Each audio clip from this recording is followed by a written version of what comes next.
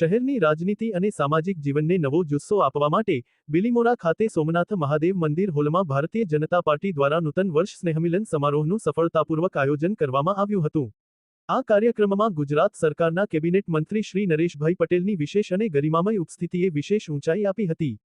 મંત્રી નરેશભાઈ પટેલની આગેવાની હેઠળ યોજાયેલા આ સ્નેહમિલન સમારોહમાં ભાજપના હોદ્દેદારો, સ્થાનિક રાજકારણ સાથે જોડાયેલા અગ્રણીઓ, સંગઠનના સભ્યો અને મોટી સંખ્યામાં નગરજનો ઉત્સાહભેર ઉપસ્થિત રહ્યા હતા।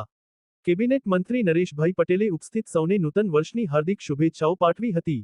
આ પ્રસંગે તેમણે ભારત દેશને વિશ્વગુરુ બનાવવાના સંકલ્પ સાથે દરેક નાગરિકને સ્વદેશી વસ્તુઓ અપનાવવાની ભાવનાત્મક અપીલ કરી હતી।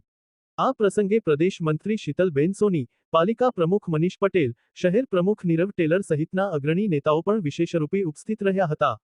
બિલીમોરા ભાજપનું આ નૂતન વર્ષ સ્નેહમિલન આવનારા સમયમાં સંગઠનની મજબૂતી અને વિકાસલક્ષી કાર્યોની ગતિ વધારવામાં મહત્વનો ભાગ ભજવશે। બિલીમોરાથી સંવાદદાતા અશોક જોશીનો રિપોર્ટ।